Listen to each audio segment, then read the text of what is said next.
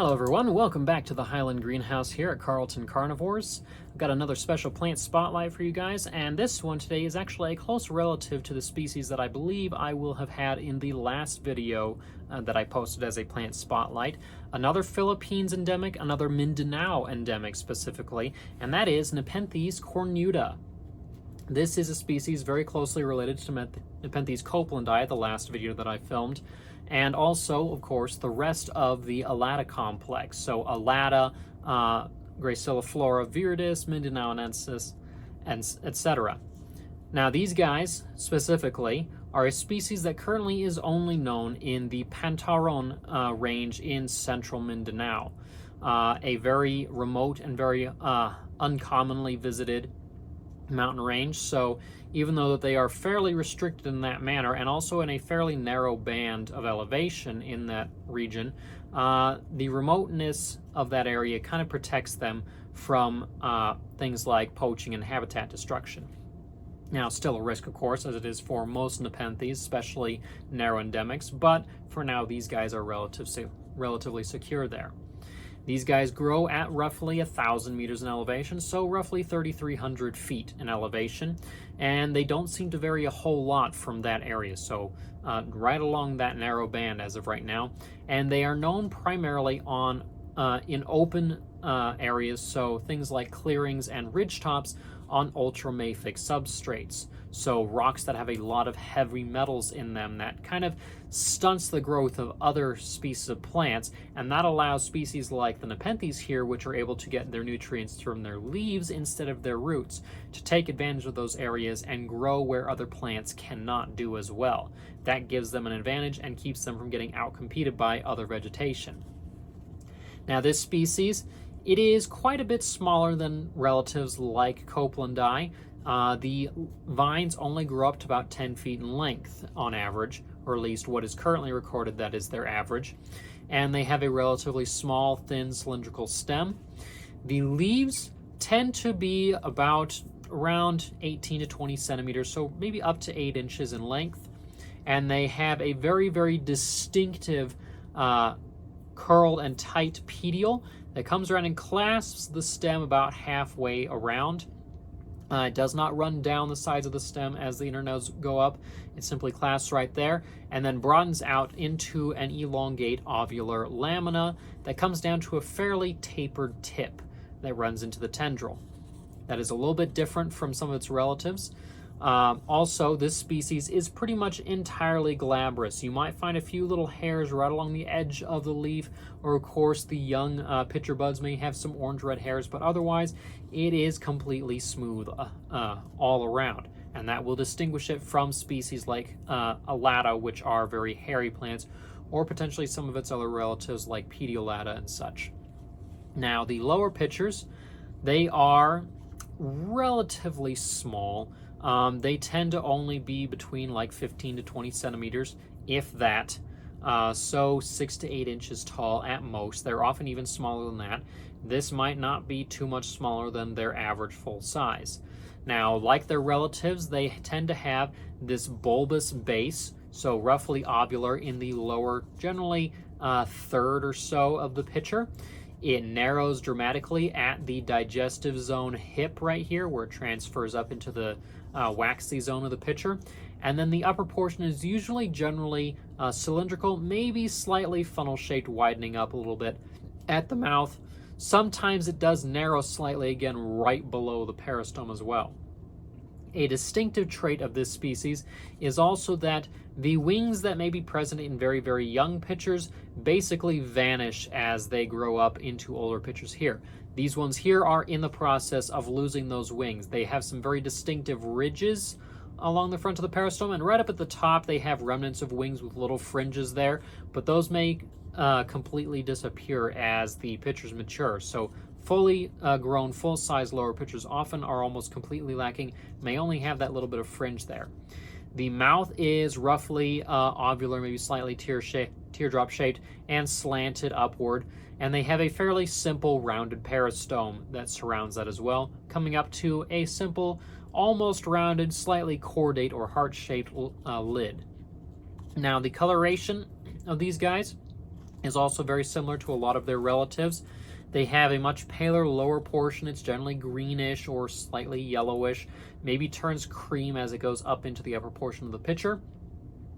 And they tend to have blotching or mottling of red to slightly purplish that also increases in density as it goes up towards the top of the pitcher. The base is often the brightest and greenest, the least patterned of all, and it's most dense up near the top of the pitcher. The peristome is often very heavily striped in reds and purples with kind of a yellowish background that may darken to almost solid red in older pitchers, but usually they have fairly distinctive striping.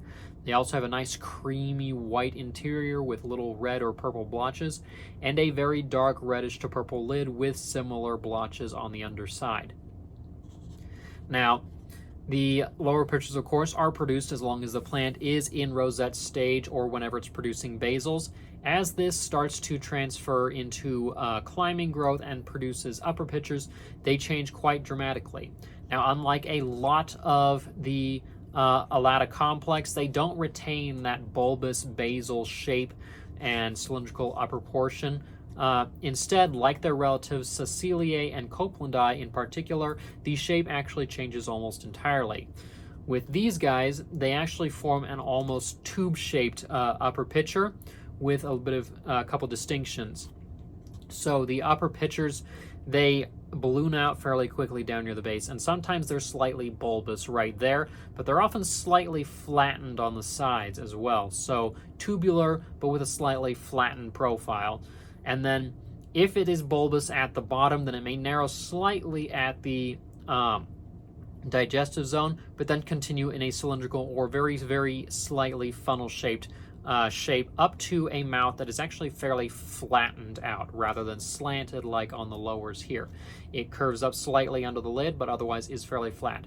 Still has that rounded peristome. The peristome is often very striped, just like in the lowers, but the rest of the pitcher often loses all that mottling and coloration. It becomes very, very pale green or creamy whitish in coloration, and that is more to attract the flying insects that these guys are going to be capturing, of course, further up in higher reaches as opposed to down near the ground for the lowers. So that shape of the pitcher does distinguish it from its relatives. Copelandii has very broad funnel-shaped pitchers, and things like Ceciliae are also fairly more continuously funnel-shaped as well. These guys are very distinct in that more tubular shape and that slightly expanded basal portion. So that is how you can distinguish these guys from its relatives. Now, like all Nepenthes, they are dioecious, so one plant is either male or female, and two must flower at the same time, different sexes, in order to cross and produce seeds. But they will attract things like night-flying moths and gnats and beetles to those funky-smelling flowers to transfer pollen and get seeds spread out. Similar to most Nepenthes, very filamentous, they're spread by wind and water, and they take a long time to mature. A seed that lands in a nice open spot and is lucky to survive will take probably up to 5-7 years to reach maturity. Now, this is a species that is still relatively uncommon in cultivation, mostly just because it's a little bit more recently described, kind of in the mid-2010s, and it's fairly similar to species like Mindanaoensis, Copelandii, alata, and such, so it hasn't gained quite as much attention from the horticultural field because it's very similar to a lot of its relatives until it reaches those upper pitchers. So it's still not very common in cultivation, but where you find it's usually not terribly expensive either. They're fairly easy to grow species because of the kind of intermediate elevations they tend to grow at. So they will tolerate highland conditions, but they will also tolerate much more warm conditions as well. Temperatures that might reach up to almost 90 degrees Fahrenheit, and maybe nighttime temperatures that don't drop too much below 70. Although for your best health, you probably want to get these guys down into the mid-60s, if not a little bit lower, for best long-term health of these guys. Now, like all Nepenthes, they do best in a fairly airy, loose mix, so 1-to-1 sphagnum and perlite mix, or even looser, maybe add coconut chips like I do, just to make sure it is a soil that stays damp at all times, but never dries out completely and does not also allow it to be sopping wet and turn anaerobic. Because if you give that to these guys, they will root rot and you will lose them immediately. These guys, because they like open spaces, they like a lot of light. And if you are growing them underneath enough light, whether that be dappled sunlight or very, very strong artificial lights like the LED tubes that I use, you will probably see them saying that they have enough light by forming little red lines along the edges of their leaves. Their leaves will be nice and tough and almost plasticky feeling, as opposed to very broad and papery and easy to break. Those are signs of etiolation. So a little bit of color and very tough, sturdy leaves is what you want to see. And of course, more light means bigger pitchers relative to the size of the leaves and more color on those pitchers as well. So you want to make sure to give them that. And then humidity. This is probably another fairly tolerant species. It will acclimate to lower household humidity conditions, but if you want to see the best pitcher production, maybe put a pebble tray underneath them if you're growing in household conditions so that it bumps that humidity maybe up to 50-60% on average. And you want that to be fairly stable because fluctuations in that will cause malformed pitchers and such. So don't spray the plants because that only causes like a sudden temperature shock as well as very brief spike in humidity before it evaporates away. You want something that kind of evens out the humidity instead. And then it is a plant that will probably be fairly tolerant, fairly fast growing as well as far as Nepenthes go. You may get a new leaf every month or so, maybe every 2 or 3 weeks if you're really lucky as well. And you'll see plants probably mature in just a couple years and get those funky looking tubular pale upper pitchers forming. Now that is about all that I have for this species right now. If there is anything that I have missed, certainly leave your comments and questions down below the video here. If you enjoyed learning about this species, give a like to the video, share for anyone else who might be interested in learning about it as well.